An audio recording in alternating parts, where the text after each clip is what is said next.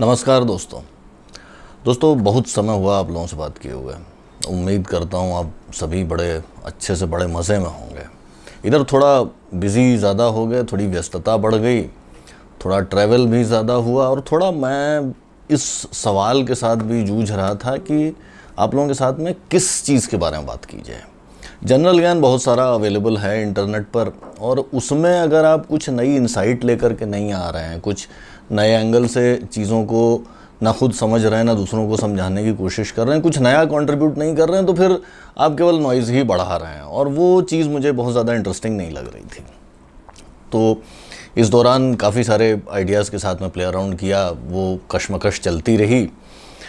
अच्छा, इस बीच आप लोगों के मैसेजेस भी लगातार आते रहे चैनल पर कमेंट्स में, और बहुत सारे लोगों ने तो बड़े आग्रहपूर्वक, बड़े अधिकारपूर्वक कहा कि सर आइए, आप तो गायब ही हो गए। मुझे भी लगा कि यार ये कि क्या बात की जाए, इसका सही जवाब या इसका बड़ा अच्छा जवाब, या फिर व्यस्तता और ये सारी की सारी चीज़ों को बैलेंस करना, ये सब तो होता रहेगा, ये सब तो राजरोग हैं, हमेशा लगे रहेंगे। इस सवाल का भी परफेक्ट आंसर में तो हम लोग वैसे बिलीव नहीं करते हैं, तो परफेक्ट आंसर भी नहीं मिलेगा। हाँ, पहले से थोड़ा बेटर आंसर मुझे समझ में आया कि हाँ यार, इन चीज़ों के बारे में बात कर सकते हैं, और फिर मुझे भी ऐसा लगने लगा कि ठीक है, बाकी चीज़ें होती रहेंगी, बट बातचीत का सिलसिला चलते रहना चाहिए, वीडियोस होते रहने चाहिए। तो आज हम लोग बात करेंगे एक बड़े काम के फ्रेमवर्क की, मेंटल फ्रेमवर्क, एक सोचने का तरीका, जिसको मैं कहूँगा चॉइस एंड एक्टिविटी फ्रेमवर्क।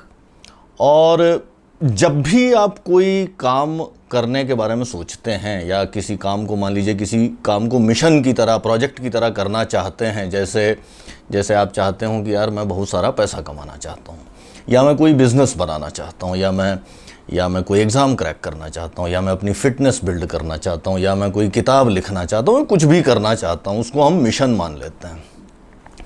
तो आपके मिशन की सफलता में आप उस मिशन के बारे में कैसे सोचें और क्या करें कि आपके उस मिशन की सक्सेस की प्रोबेबिलिटी मैक्सिमाइज हो सके, इस चीज़ में ये चॉइस एंड एक्टिविटी फ्रेमवर्क आपकी बड़ी हेल्प करेगा।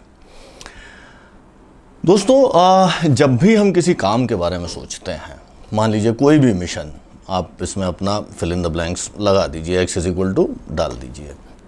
कोई भी मिशन आप सोचते हैं, अक्सर हम ये सोचते हैं, और जब हम जोश में होते हैं, जिस समय हम उस काम को लॉन्च कर रहे होते हैं, सोचते हैं यार ठीक है, भले ही चैलेंजिंग काम है, लेकिन करेंगे, बहुत सारी मेहनत करेंगे और रिजल्ट आएगा। बात सही भी है, गलत नहीं है बात। किसी भी काम को करने के लिए आपको बहुत सारे हार्डवर्क की ज़रूरत पड़ेगी, लेकिन बात पूरी तरह सही नहीं है। हार्डवर्क एक पार्ट है, और यहाँ पर हम हार्डवर्क वर्सेस स्मार्टवर्क के डिस्कशन में भी नहीं जा रहे हैं, क्योंकि वो फिर आपका क्लीशेज में चला जाता है। एटलीस्ट मैंने तो हार्डवर्क और स्मार्टवर्क के बारे में जितना कुछ पढ़ा है, मुझे कुछ खास समझ में आया नहीं।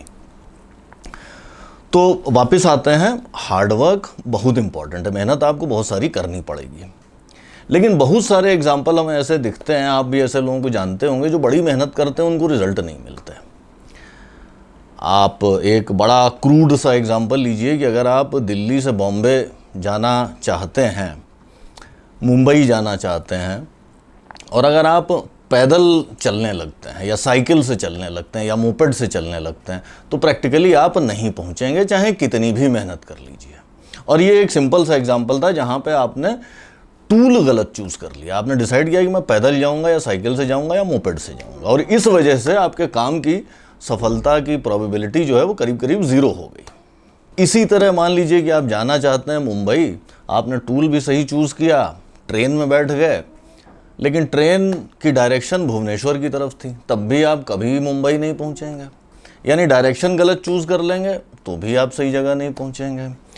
एक केस लेते हैं, मान लीजिए कि आप बॉम्बे तो पहुंच गए, मुंबई पहुंच गए, और आपकी सेहत या आपकी तबीयत कुछ इस तरह की है कि समुद्री हवा से आपको एलर्जी हो जाती है, आपकी तबीयत बड़ी ख़राब हो जाती है। तो जिस भी काम के लिए आप मुंबई पहुंचे थे, वो काम आप नहीं कर पाएंगे। मे बी आपको बेंगलोर जाना चाहिए था और आप मुंबई पहुंच गए। मे बी आपके लिए सही डिसीजन मुंबई जाना था ही नहीं, यानी मिशन की चॉइस जो थी वही आपकी गलत थी। इन सारी चीज़ों में, चाहे टूल की चॉइस हो, चाहे डायरेक्शन की चॉइस हो, चाहे मिशन की चॉइस हो, इन तीनों चीज़ों में चॉइस एलिमेंट आता है जो आपके हार्डवर्क से बिल्कुल इंडिपेंडेंट है। हार्डवर्क बिल्कुल परपेंडिकुलर एक्सिस पे चल रहा है और ये एक दूसरी परपेंडिकुलर एक्सिस पे चल रहा है। यानी अगर चॉइस एलिमेंट आपका गलत है तो फिर आपका हार्डवर्क काम नहीं करेगा। अच्छा, चॉइस की खास बात यह है कि ये आप न केवल ये काम करता है, गलत चॉइस काम इम्पॉसिबल, इसके अलावा ये भी करता है कि अगर आप सही चॉइस लेते हैं तो फिर आप अपने काम की सक्सेस की प्रोबेबिलिटी बहुत ज़्यादा बढ़ा लेते हैं। देखिए, सुन त्सू का नाम शायद आपने सुना होगा, बहुत बड़े चाइनीज़ स्ट्रेटेजिस्ट थे। उनकी किताब द आर्ट ऑफ वॉर अभी भी बहुत सारे बी स्कूल्स में पढ़ाई जाती है, हमारे यहाँ भी पढ़ाई जाती थी। बहुत सारी चीज़ें वो कहते हैं। एक चीज़ वो बार बार ये कहते हैं कि समझदार व्यक्ति जो होता है, समझदार सेनापति या समझदार जनरल जो है, वो लड़ाई शुरू होने से पहले ही लड़ाई जीत लेता है। यानी चॉइस फ्रेमवर्क इतना पावरफुल होता है कि अगर आप स्मार्टली चॉइसेस ले लें तो फिर आप इस बात की प्रोबेबिलिटी बहुत ज़्यादा बढ़ा सकते हैं गेम शुरू होने से पहले ही कि यार ये प्रैक्टिकली मैं जीत जाऊंगा। अगर एक्टिविटी के दौरान मैं गड़बड़ नहीं कर देता हूँ, मैं उसको मखा नहीं देता हूँ, मैं गोबर नहीं कर देता हूँ, तो फिर मैं डेफिनेटली जीत ही जाऊंगा। चॉइस फ्रेमवर्क की ये पावर है। इनफैक्ट एक और लाइन अक्सर कही जाती है, और ऐसा इंटरनेट तो यही कहता है कि ये sun tzu ने कहा था, शायद नहीं कहा था, कि tactics without strategy is noise before defeat. कि अगर आप जो हैं वो सीधे एक्टिविटी में कूद जाते हैं और चॉइसेस फ्रेमवर्क पे ध्यान नहीं देते हैं तो फिर आप थोड़ा उछल कूद करेंगे, थोड़ा दाएं बाएं हाथ पैर मारेंगे और उसके बाद आप बैठ जाएंगे, और वो केवल शोर शराबा है जो आपकी हार से पहले का शोर शराबा है।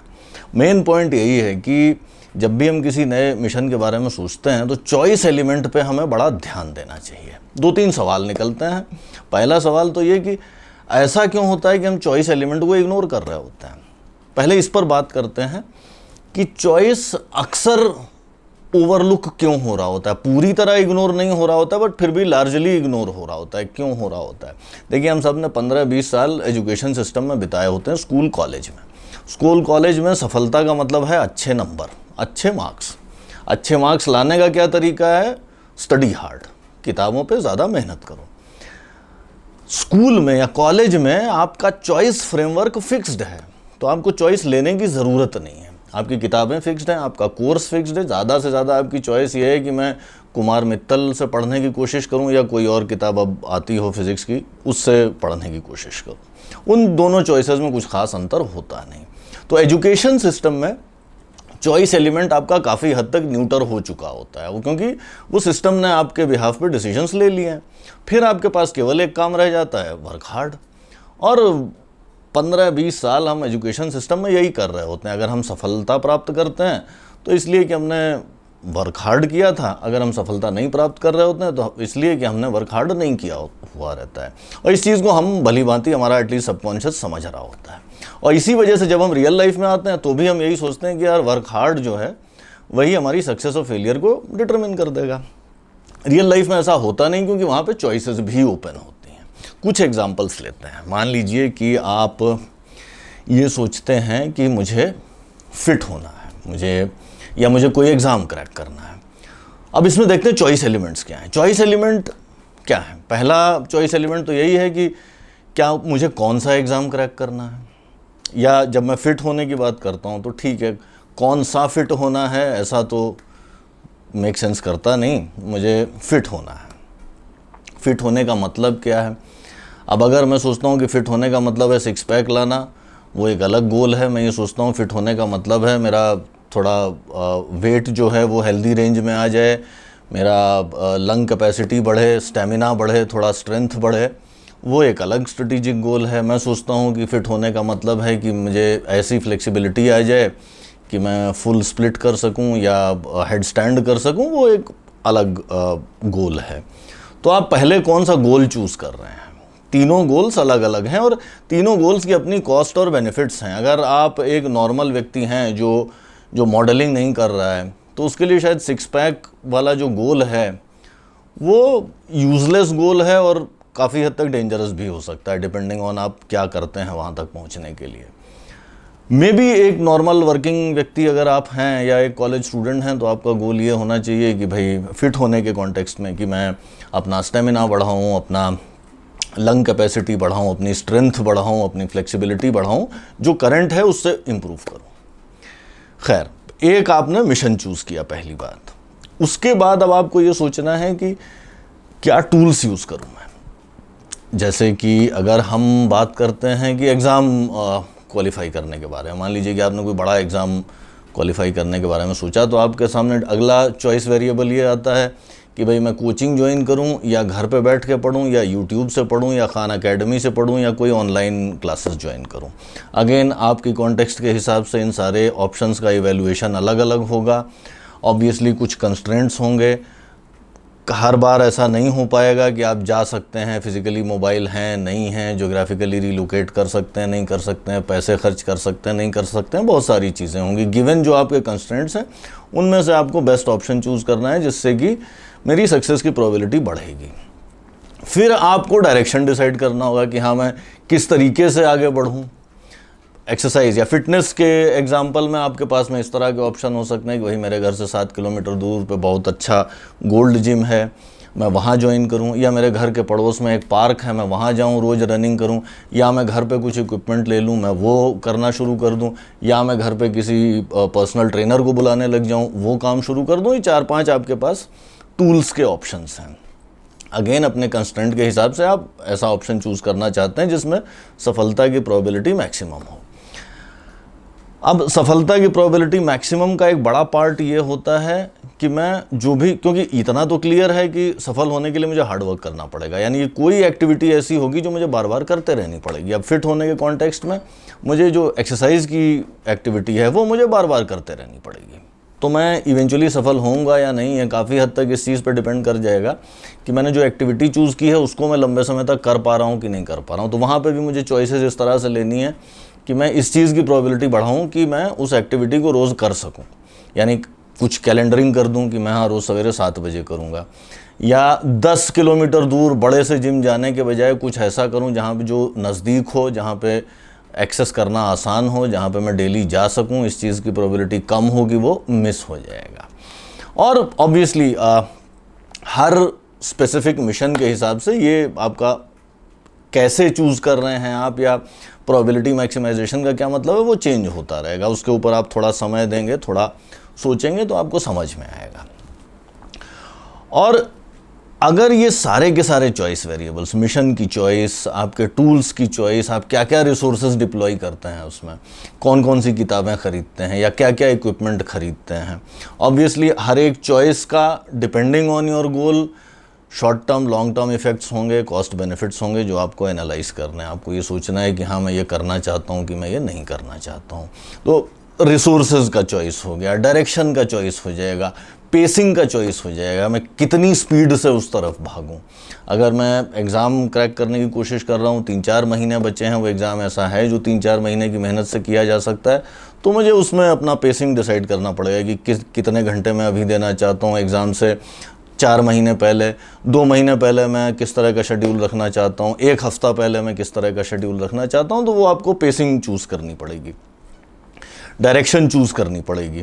तो ये जो चॉइस फ्रेमवर्क है, इसको फिक्स करना बड़ा ज़रूरी है। किसी मिशन के बारे में, किसी काम के बारे में, ऑब्जेक्टिव के बारे में अगर हम सोच रहे हैं, तो टॉप डाउन सोचते समय, ऊपर से देखते हुए कि यार मैं करना ये काम चाहता हूँ, इस काम को करने के पहला सवाल, क्या ये काम करना ठीक है, क्या ये समझदारी का डिसीजन है कि मैं इस काम को एज अ मिशन चूज़ करूं। दूसरा सवाल, क्या क्या टूल्स मैं यूज़ कर सकता हूं, क्या क्या टूल्स मेरे लिए अवेलेबल हैं, क्या क्या रिसोर्सेज मैं डिप्लॉय कर सकता हूं, किस डायरेक्शन से मुझे जाना होगा, किन किन लोगों की मैं हेल्प ले सकता हूं, कहाँ कहाँ पर मुझे एक्स्ट्रा एडवांटेज है, कौन कौन से काम करने से मेरी प्रोबेबिलिटी बढ़ रही है सक्सेस की। ये सारे चॉइस वेरिएबल्स हैं और इनके ऊपर आपको स्मार्ट चॉइसेस लेना बड़ा ज़रूरी है। एक बार आपने चॉइस वेरिएबल्स फिक्स कर दिए, फिर गेम आपका एक्टिविटी फेज में पहुंचता है, एक्टिविटी मॉड्यूल में पहुंचता है कि आप जो है वो उस एक्टिविटी को कंटिन्यूसली करते रहिए।